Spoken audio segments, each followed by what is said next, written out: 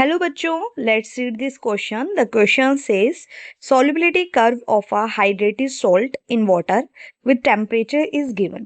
The curve indicates that solution process is. Curve आपको given है. Option number A is exothermic, option B is endothermic, option C is endothermic till 60 degree Celsius and endothermic after 60 degree Celsius. Option D is endothermic till 60 degree Celsius and exothermic thereafter. Okay, so बेटा इस question का की concept क्या होने वाला है? What is the key concept of this question is there is some terms. यहाँ पे कुछ टर्म्स दिखे हैं, जैसे कि सॉल्युबिलिटी क्या है, एक्सोथर्मिक, एंडोथर्मिक. सबसे पहले हम वो डिस्कस करेंगे. First of all, what is this solubility? Solubility का मतलब क्या होता है? देखो बेटा, सॉल्युबिलिटी क्या होती है? It is the ability. किसकी एबिलिटी है? Ability of solute.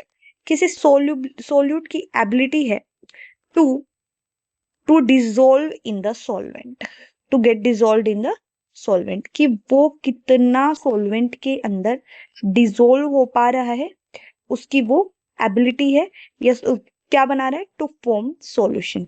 फिर वो दोनों मिलके कितना अच्छे से सॉल्यूशन बना पा रहे हैं, वो क्या होती है? उसकी अच्छी सॉल्युबिलिटी हो गई. सॉल्यूशन बहुत अच्छे से बन रहा है, सॉल्युबिलिटी ज्यादा हो गई. ठीक है, अब देखो दो टर्म और है, एक है एंडोथर्मिक और एक एक्सोथर्मिक. वो हम डिस्कस करते हैं. अगर हम टर्म की बात करें दैट इज एंडोथर्मिक. क्या होने वाला है? What is this endothermic? तो बेटा एंडोथर्मिक का मतलब होता है ऐसी रिएक्शंस इन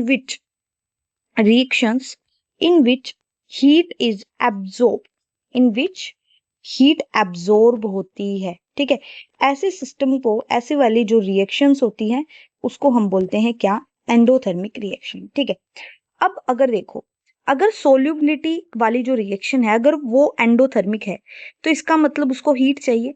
यानी कि अगर हम टेम्परेचर को इंक्रीज करेंगे तो सोल्यूबिलिटी भी क्या होगी बेटा? डेफिनेटली बढ़ेगी. यानी temperature is directly proportional to solubility.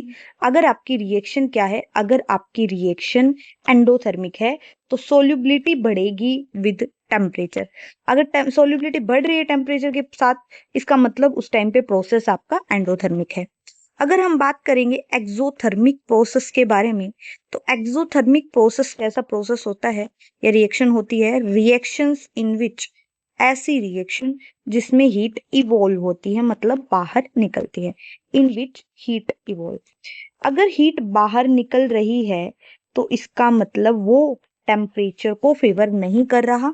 यानी कि अगर टेम्परेचर के बढ़ाने पे, टेम्परेचर के इंक्रीज करने पे सॉल्युबिलिटी डिक्रीज कर रही है, तो इसका मतलब ये है कि वो रिएक्शन आपकी एक्सोथर्मिक होने वाली है. टेम्परेचर इंक्रीज किया, सॉल्युबिलिटी डिक्रीज कर रही है, इसका मतलब रिएक्शन का टाइप है बेटा एक्सोथर्मिक. ठीक है, अब हम ग्राफ को चेक करते हैं. हमारे ग्राफ में क्या गिवन है कि पहले टेम्परेचर के इंक्रीज करने पे सॉल्युबिलिटी इंक्रीज कर रही है अप टू 60 डिग्री सेल्सियस. उसके बाद टेम्परेचर के इंक्रीज करने पे सॉल्युबिलिटी डिक्रीज कर रही है. हमारा ग्राफ आपको कुछ इस तरीके से नजर आ रहा है. ग्राफ के अंदर स्टार्टिंग में क्या हो रहा है? शुरू में जैसे जैसे आपकी टेम्परेचर बढ़ा रहे हो, सॉल्युबिलिटी इंक्रीज करिए, उसके बाद में सॉल्युबिलिटी डिक्रीज करिए. यहाँ पे है टेम्परेचर और ये वाली चीज क्या है? ये आपको इंक्रीज दिखा रहा है सॉल्युबिलिटी के बारे में. ठीक है, तो यहाँ पे क्या है? टेम्परेचर इंक्रीज किया तो आपकी सॉल्युबिलिटी भी क्या हो गई? सॉल्युबिलिटी भी इंक्रीज कर गई. ठीक है, सॉल्युबिलिटी भी इंक्रीज की. यहाँ पे क्या हुआ? यहाँ पे आपने टेम्परेचर को तो इंक्रीज किया, लेकिन यहाँ पे जो सॉल्युबिलिटी है वो आपकी क्या हो गई बेटा? डिक्रीज हो गई. ये क्या है? अप टू 60 डिग्री सेल्सियस वाले पैरामीटर पे था. ठीक है, तो यानी कि ये वाला प्रोसेस तो आपका एंडो प्रोसेस हो जाएगा और ये वाला प्रोसेस आपका क्या हो जाएगा? एक्सोथर्मिक प्रोसेस आपका यहाँ पे हो जाएगा. यानी 60 डिग्री से पहले आपका एंडोथर्मिक होगा, 60 डिग्री के बाद आपका क्या हो जाएगा बेटा? एक्सोथर्मिक प्रोसेस होगा.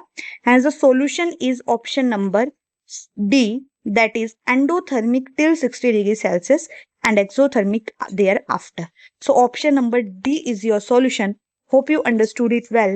Best of luck.